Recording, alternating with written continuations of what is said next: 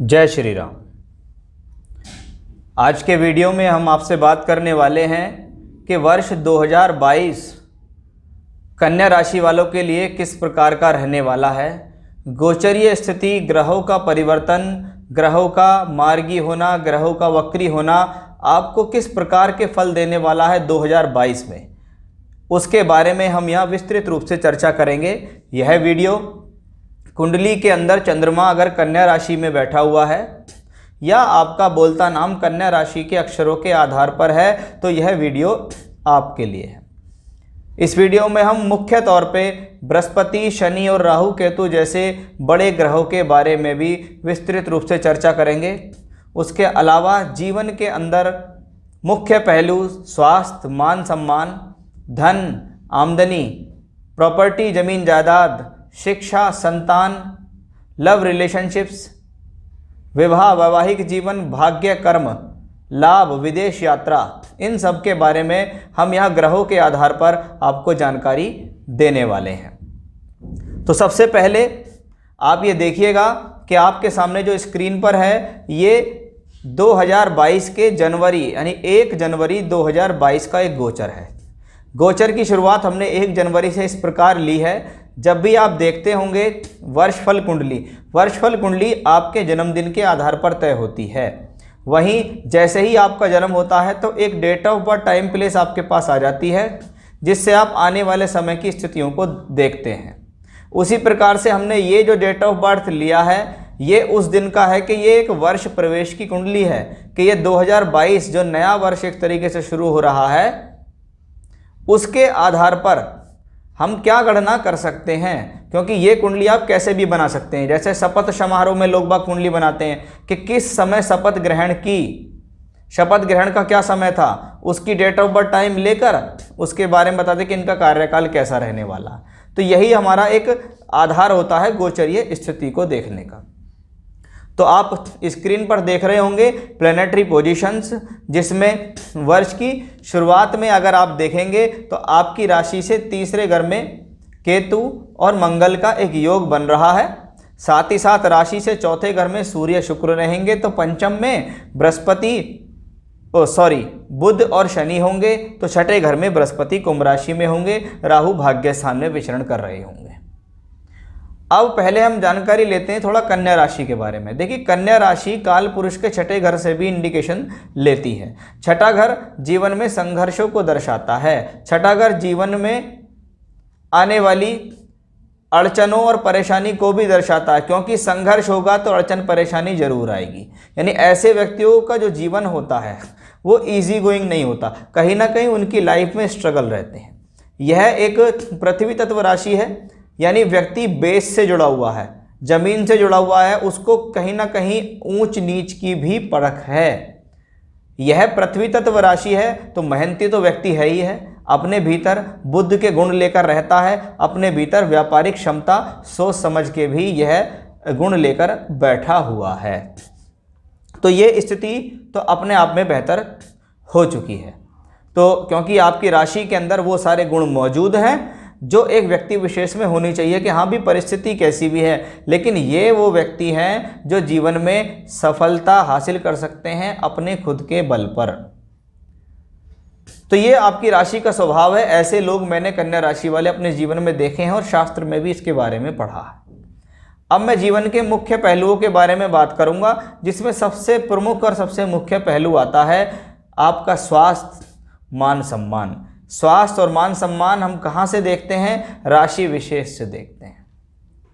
जब हम राशि विशेष से स्वास्थ्य मान सम्मान देखते हैं तो उसके लिए हम जैसे कन्या राशि जहाँ 6 नंबर लिखा हुआ है उससे हम गोचर को यहाँ देख रहे हैं। चंद्रमा से गोचर की काउंटिंग है आपके सामने उसी प्रकार से लिखी हुई है कि जहाँ चंद्रमा लिखा है, कन्या लिखा है और उससे गोचर की स्थितियाँ आपके सामने बनी हुई हैं। अब आप देखेंगे जो राशि के जो लॉर्ड हैं वो बुध हैं, जो राशि से पंचम में बैठे, यानी वर्ष की शुरुआत में राशि के लॉर्ड का पंचम में जाना दिखाता है बुद्धिमता, क्योंकि राशि में आप हैं और पंचम में बुद्धि है। क्या इस वर्ष बुद्धिमता काम करेगी? हाँ, इस वर्ष ठीक प्रकार से डिसीजंस लेते दिखाई देंगे आप। इस वर्ष यह स्थिति आपके लिए बेहतर रहेगी। स्वास्थ्य के दृष्टिकोण से कोई बड़ी परेशानी या दुविधा आपको नहीं होने वाली है, क्योंकि आपकी राशि से 6, 8, 12 जो भाव हैं वो इस वर्ष खाली रहने वाले हैं। आपकी राशि से छठे घर में बृहस्पति होंगे, जो एक सौम्य ग्रह है, जो आपको रोग को कोई इंडिकेशंस नहीं दे रहा। यानी ये प्लैनेट सिर्फ गोचर है, और गोचर तो ऐसे कोई इंडिकेशन नहीं दे रहा। दशा आपकी ऐसी आ जाए तो हम क्या कह सकते हैं, लेकिन हाँ, गोचर में ऐसा कोई कॉम्बिनेशन नहीं। मान सम्मान की हानि का भी कोई योग नहीं है। राशि का मालिक जब पंचम में हो तो व्यक्ति की बुद्धिमत्ता को बढ़ाता है।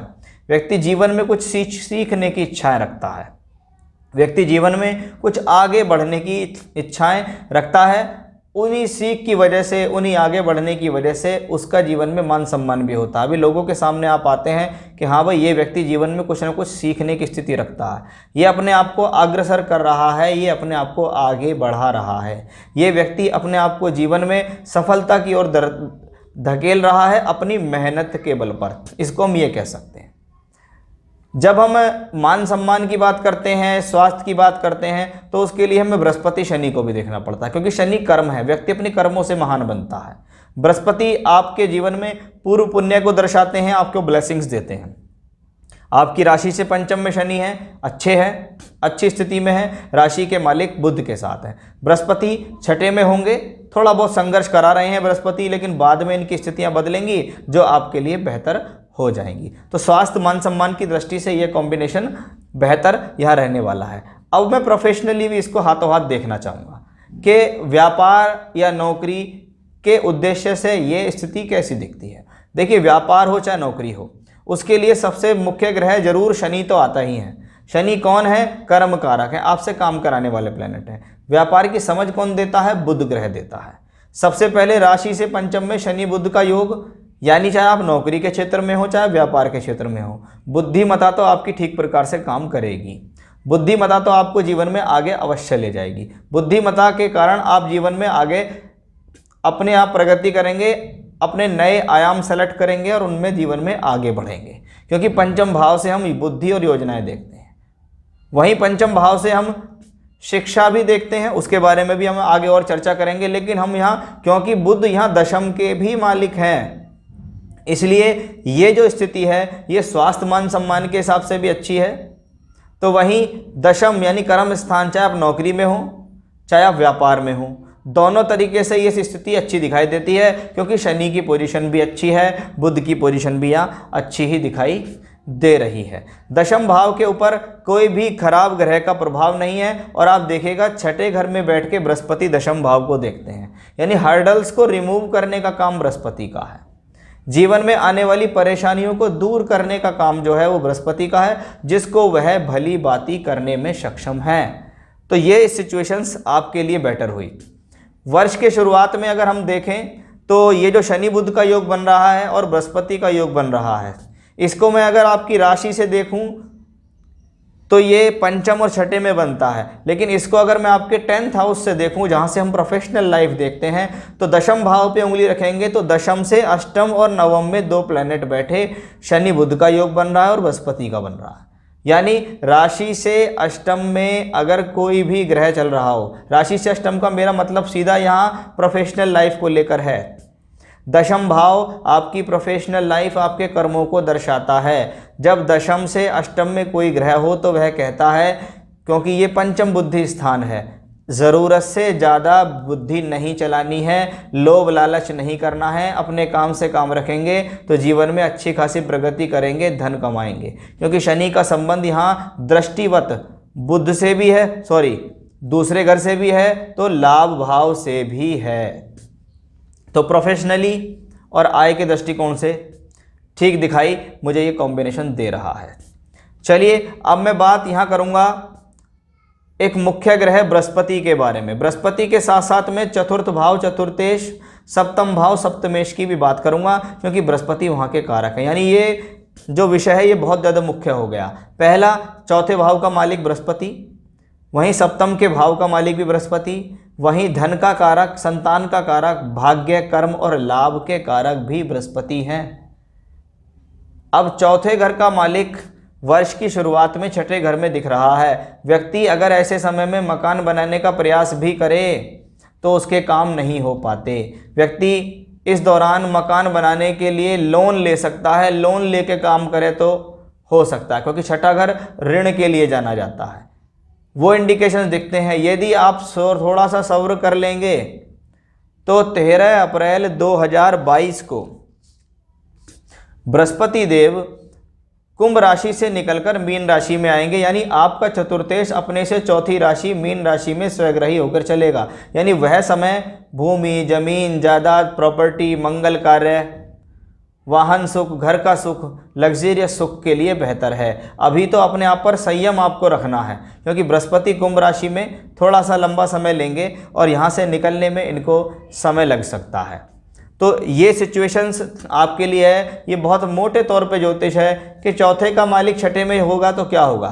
चौथा घर भूमि, जमीन, जायदाद, प्रॉपर्टीज़।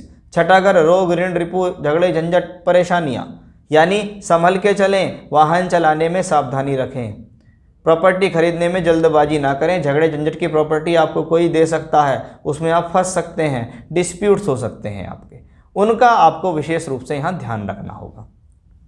अब आप देखिएगा बृहस्पति सप्तमेश होकर छठे में है, शादी के रिश्ते आ रहे हैं, ऐसा लगता है विवाह हो जाएगा, या विवाह से संबंधित संबंध खराब चल रहे हैं तो कब तक चलेंगे। जैसे ही 13 अप्रैल आएगी आपके लाइफ में, बृहस्पति कुंभ राशि से निकलकर मीन राशि के अंदर एंट्री कर जाएंगे। मीन राशि सप्तम में विवाह के लिए अच्छा, वैवाहिक जीवन के लिए अच्छा, जीवन साथी के लिए अच्छा, साझेदार से संबंधित कार्यों के लिए अच्छा, पति या पत्नी से सहयोग दिलाने के लिए अच्छा माना जाता है। क्योंकि सप्तम भाव अगर चौथे से चौथा है कि आपको वाहन जमीन का सुख लेना है, तो सप्तम भाव दशम से दशम भी है। यह कॉम्बिनेशन व्यापारिक स्थिति के लिए भी अच्छा है। बृहस्पति जब सप्तम भाव में होंगे तो अपनी पंचम दृष्टि से एकादश भाव के ऊपर दृष्टि डालेंगे। इसको कहते हैं बृहस्पति का संबंध लाभ से बन गया। बृहस्पति आपको फायदा देंगे। बृहस्पति का संबंध आपकी राशि से है तो आपको मान सम्मान देंगे, आपकी हेल्थ को सिक्योर करेंगे। आपके ऊपर कोई बुरी चीज़, बुरी आपदा, परेशानी आने वाली है तो उसको होल्ड करेंगे, उसको रोकेंगे। बृहस्पति का संबंध तीसरे घर से भी है, इच्छाओं को बढ़ाएगा, टूर ट्रैवलिंग्स कराएगा, यात्रा कराएगा, हवाई यात्रा कराने में भी सक्षम है और उनसे लाभ दिलाने में सक्षम है। तो बृहस्पति 13 अप्रैल के बाद आपके लिए ज़्यादा प्रबल हो जाएंगे। 13 अप्रैल के बाद आपके जीवन में यह स्थिति धन धान्य के लिए अच्छी होगी। केंद्र में बृहस्पति जब आपकी राशि के ऊपर ट्रांजिट दृष्टि देंगे सप्तम भाव में चलकर, तो यह एक शादी के लिए भी अच्छा समय होगा, संतान प्राप्ति के लिए अच्छा समय होगा। यानी बृहस्पति धन कारक है तो धन देंगे, संतान कारक है तो संतान देंगे। तो उस लिहाज से ये कॉम्बिनेशन बहुत बेहतर है। तो प्रॉपर्टी के हिसाब से भी है और वैवाहिक जीवन के हिसाब से भी ठीक दिखता है। मैं यहाँ कोई बड़ी परेशानी मुझे दिखाई नहीं देती। अब मैं बात करूँगा पंचम भाव के बारे में। पंचम भाव से हम शिक्षा देखते हैं। पंचम भाव एजुकेशन, विद्या, पूर्व पुण्य, लक्ष्मी की प्राप्ति और संतान के लिए देखी जाती है। पंचमेश पंचम में एक गुड इंडिकेशन कि पंचमेश पंचम में है, ऐसे में संतान राइज करेगी, या कह सकते हैं संतान की प्राप्ति होगी। यह समय संतान की उन्नति के लिए भी अच्छा है, यह समय संतान की प्राप्ति के लिए भी अच्छा है, संतान से सुख सहयोग दिलाने के लिए अच्छा है। पंचम भाव में बुध उसके साथ शुरुआत में देखे गए हैं, इसका मतलब बुद्धिमत्ता के बल पर आगे बढ़ रहे हो। बुध शिक्षा का कारक है, यह समय शिक्षा के लिए अच्छा, शिक्षा में एंट्री करने के लिए अच्छा, शिक्षा में प्रगति करने के लिए अच्छा, शिक्षा से संबंधित कार्यों के लिए अच्छा माने जाने वाला यह ग्रह है।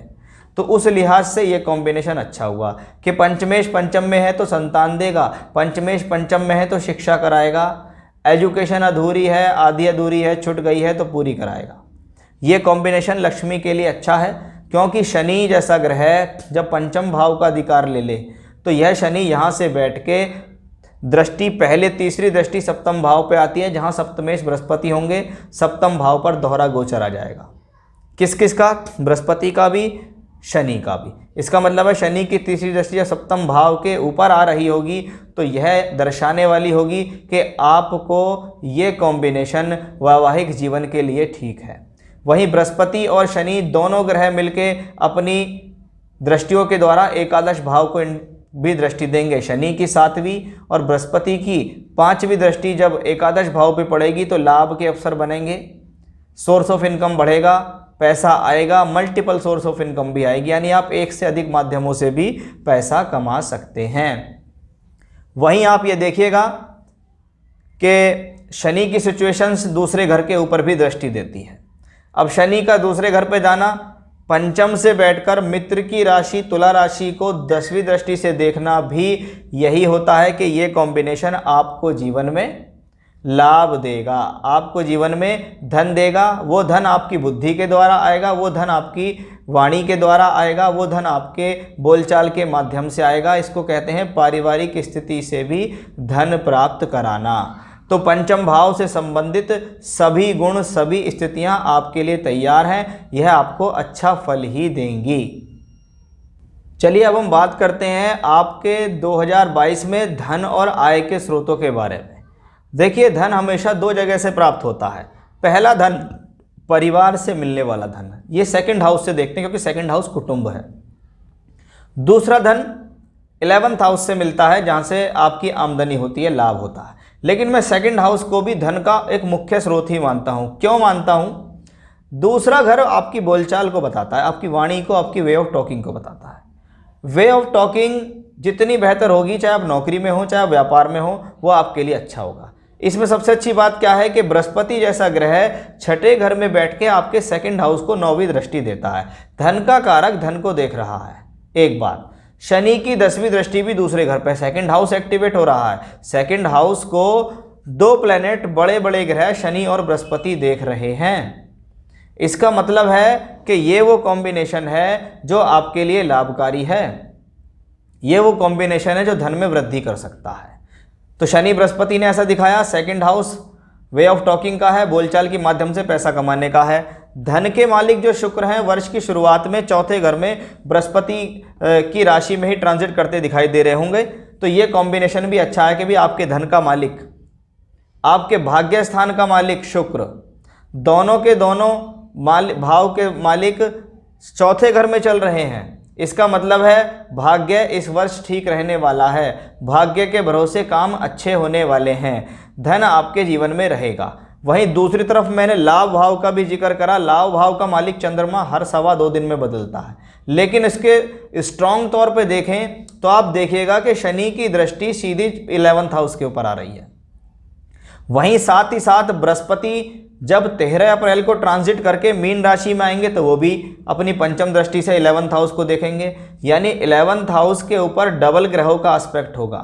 शुरुआत में ये दोनों प्लेनेट सेकंड हाउस के ऊपर एस्पेक्ट करेंगे, अप्रैल के बाद ये दोनों प्लेनेट जो है 11th हाउस को एस्पेक्ट करेंगे, यानी आपके लाभ के दोनों घर, आपके आय के दोनों घर, आपके धन के दोनों घर स्ट्रांग हो रहे हैं।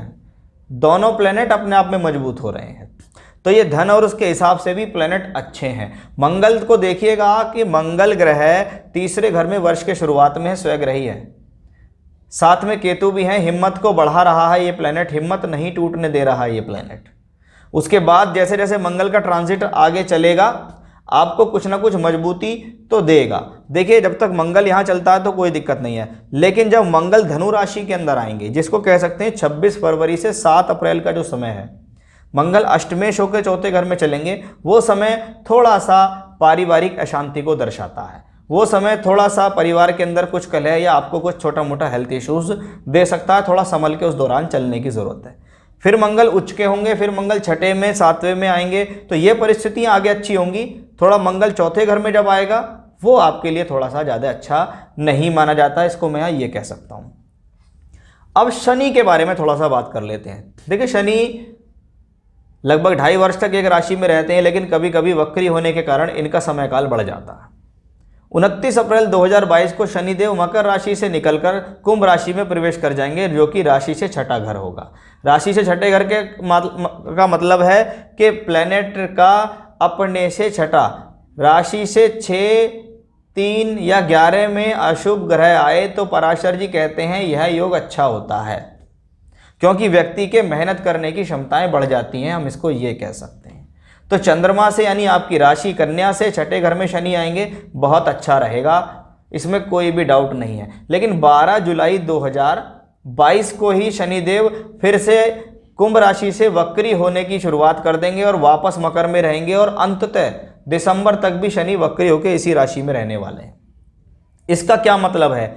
एक प्लेनेट पहले पंचम में था, फिर वो छठे में गया, लेकिन छठा घर भी उसकी मूल त्रिकोण राशि है, वह राशि से छठा है तो प्लेनेट स्ट्रांग है। उसके बाद ये वक्री हुआ और स्ट्रांग हो गया, क्योंकि वक्री ग्रह शक्त होते हैं, शक्तिशाली होते हैं, चेष्टा बली होते हैं। तो राशि से 6th लॉर्ड वक्री, फिर वापस वो पंचम के अंदर गया, वक्रत अवस्था में ही रहेगा, पंचमेश पंचम में वक्री होकर रहेंगे। यानी शनि यहाँ कोई नुकसान देने वाला प्लेनेट नहीं है। लेकिन जब शनि वापस वक्री होके 12 जुलाई के बाद पंचम में पहुंचे, तो पंचम भाव बुद्धि संतान इनके हिसाब से तो ठीक होता है, लेकिन पंचमेश का पंचम में वक्री होना व्यक्ति की बुद्धि के द्वारा हानि भी देता है। क्यों कहते हैं कि राशि से पंचम में शनि चले तो शनि की पनौती होती है? पनौती का मतलब यहाँ सीधा सीधा यही है कि भाई आप अपनी बुद्धि की वजह से अपने आप अपना नुकसान कर रहे हैं। पंचम यानी पनौती, शनि की पनौती यानी एक मैलेफिक्स प्लैनेट आपकी बुद्धि के ऊपर है, आपको कुछ दिखाई नहीं दे रहा और आपकी सोच गलत हो गई, आपने नेगेटिव सोचना शुरू कर दिया, जरूरत से ज़्यादा सोचा, लालच आपके मन में आ गया, आपने किसी को कुछ कह दिया। कहते हैं अपने आप ही अपने नुकसान कर लेना। इसलिए कहते हैं पंचम में शनि हो तो शनि की पनौती है, राशि से पंचम में। तो शनि आपके लिए फेवरेबल है, नुकसानदायक नहीं है। राहु और केतु वर्ष की शुरुआत में वृषभ और वृश्चिक राशि में ट्रांजिट करते दिखाई देंगे। 12 अप्रैल 2022 को राहु केतु का राशि परिवर्तन होगा। वह राहु केतु आपकी राशि के दूसरे और अष्टम भाव में ट्रांजिट करेंगे। दूसरे भाव में कौन आ जाएगा? केतु। केतु दूसरे घर में होंगे, शुक्र की राशि में होंगे, शनि उनको दृष्टि देंगे। दूसरे घर में केतु अगर चला जाए तो ये ज़्यादा अच्छा नहीं माना जाता। शुक्र की राशि है यानी मित्र की राशि का केतु है तो नुकसानदायक तो है नहीं, लेकिन स्वभाव के अनुसार देखें तो व्यक्ति की वाणी के द्वारा नुकसान करा सकता है, व्यक्ति की बोलचाल के द्वारा कुटुंब के लोगों से कलह करा सकता है, यह आपकी वाणी के अंदर कुछ घमंड ला सकता है। केतु को कुछ घुमावदार ग्रह भी कहा जाता है। आँखों से संबंधित, दांतों से संबंधित, मुख से संबंधित रोग भी ये प्लैनेट देने में सक्षम है। थोड़ा सा इस पर ध्यान देने की ज़रूरत है। सेकंड हाउस में है, धन के कारक बृहस्पति से भी दृष्ट हो जाएगा, वहीं साथ ही साथ शनि की दृष्टि भी मिलेगी। तो पैसा तो ये प्लैनेट देगा, लेकिन पैसे की मद में या पैसे के घमंड में आकर अपना नुकसान ना करें, संबंधों को खराब ना करें, वाणी को ठीक रखें, क्योंकि वे ऑफ टॉकिंग जीवन में सबसे ज़्यादा जरूरी है। 10वां घर अगर कर्म का है तो 10वें से पंचम भाव कर्म की बुद्धि होती है। आप उसको सेकंड हाउस ही ना समझें, वह कर्म की बुद्धि है। कर्म की बुद्धि पर जब केतु जैसा ग्रह चल रहा हो तो बुद्धि को शांत रखो, वाणी को शांत रखो, मन में कोई जो है उसको मन में ही रखो, बाहर निकालने की ज़रूरत नहीं तो लोगों को बुरा लग सकता है। भले ही बात आपकी ठीक हो लेकिन बुरा लग जाएगा। तो ये केतु है, क्योंकि जब केतु पंचम में हो, दूसरे घर में हो, तो वहाँ से वो छठे घर को दृष्टि देता है, 8वें को दृष्टि देता है कि यानी एक बार एक्टिवेट हो जाए तो झगड़ा झंझट भी हो जाएगा, परेशानी भी हो जाएंगी, संबंधी भी दुश्मन हो जाएंगे, सब चीज़ प्रॉब्लम में चलनी शुरू हो जाएगी। राहु को देखिएगा, अष्टम भाव एक अड़चनों का भाव कहलाता है। दुविधाओं का, अचानक से होने वाली कोई खराब खबर आ गई या कोई घटना हो गई, उसके लिए अष्टम भाव को हम देखते हैं। कुंडली का 8वां घर यानी राशि से अष्टम में कोई अगर अशुभ ग्रह आए तो ज़्यादा चिंता का विषय है। राशि से अष्टम में आ रहे हैं राहु, किसकी राशि में? मंगल की राशि में। मंगल की राशि में राशि से अष्टम में आए, माइग्रेन हो सकता है, सिर दर्द हो सकता है, चिंताएं हो सकती हैं, गोपनीय चिंताएं हो सकती हैं, सिर में दर्द, क्योंकि मेष राशि हेड को रिप्रेजेंट करती है। अष्टम भाव गुल्म पीड़ा को इंडिकेट करता है, यानी बीमारी कहाँ से होंगी राहु की? या तो हेड से रिलेटेड होंगी, सिर से संबंधित, चेहरे से संबंधित, या फिर गुल्म पीड़ा, पाइल्स, बवासीर, भगंदर, फिशर, कब्ज, अल्सर, ऐसे कॉम्बिनेशन ये देता है। क्योंकि ये मंगल की राशि में है, इसलिए ये किसी न किसी प्रकार का चीरा टांका भी लगवा सकता है, ये किसी न किसी प्रकार की दुविधा या परेशानी भी दे सकता है। तो उस चीज़ से थोड़ा सा आपको यहाँ बचकर चलने की आवश्यकता है, क्योंकि राहु अगर अष्टम में ट्रांजिट करेगा तो वह भी तो द्वादश भाव पर अपनी दृष्टि डालेगा। 12th house expenditure, loss, hospitalisation के लिए जाना जाता है, यानी वहाँ से हम आपके अधिक खर्च, परेशानी, दुविधा, आय से अधिक खर्च को दर्शाते हैं कि राहु की वजह से आपका खर्चा हो रहा है स्वास्थ्य पर, इन सब चीज़ों पर। तो ये राहु केतु थोड़ा सा चिंता देने वाले तो आपके लिए है ही हैं इस वर्ष, इसमें तो कोई संदेह ही नहीं है। तो ओवरऑल सभी कॉम्बिनेशंस के बारे में बात की, कौन सा प्लेनेट कहाँ किस भाव में बैठ के आपके लिए क्या दे रहा है, प्लेनेट चेंज होंगे तो क्या होगा, वक्री होंगे तो क्या होगा। अब बात करते हैं उपायों की कि इस वर्ष आप ऐसे कौन से उपाय करें जिनसे आप बच सकें। देखिए, मैं आपसे यही कहूँगा कि राहु केतु का परिवर्तन इतना सुखद आपके लिए नहीं हो रहा है, तो अच्छी बात यह है कि आप देवी कवच का पाठ करना शुरू करना। कब से, वो मैं आपको बता देता हूँ। जब राहु केतु 12 अप्रैल के बाद ट्रांजिट शुरू कर देंगे तो आप रोजाना दुर्गा सप्तशती में से देवी कवच का पाठ करना शुरू कर दीजिए, यह आपके लिए सबसे ज़्यादा बेहतर रहेगा। यह तो हुआ आपके लिए पहला उपाय। दूसरा उपाय, आप इस वर्ष हनुमान जी की शरण में अवश्य रहें। हनुमान जी की शरण में रहने का मतलब है हनुमान जी से संबंधित कोई भी पूजा पाठ आप रोजाना करें, चाहे हनुमान अष्टक करें, चाहे बजरंग बाण करें, चाहे सुंदरकांड करें, कुछ भी एक पूजा अवश्य डाल लें। और साथ ही साथ हर बुधवार के दिन आप नारायण कवच एवं विष्णु सहस्रनाम या इन दोनों में से कोई एक या दोनों का पाठ भी अपने जीवन में डाल लीजिए। ये उपाय करते रहेंगे तो इनसे आपको बहुत सारी चीज़ों से मजबूती मिलेगी, बहुत सारी चीज़ों में सेविंग्स मिलेगी, आने वाली परेशानियों से आप बच पाएंगे। तो ये था मेरा आज का विषय कि कन्या राशि वालों के लिए 2022 कैसा रहने वाला है, प्लैनेटरी पोजीशंस आपके लिए कैसी है, उसके बारे में हमने यहाँ विस्तृत रूप से चर्चा की है। फिर से नए विषय के साथ आपके सामने हाजिर होऊंगा मैं, तब तक के लिए बने रहिएगा मेरे साथ। जय श्री राम।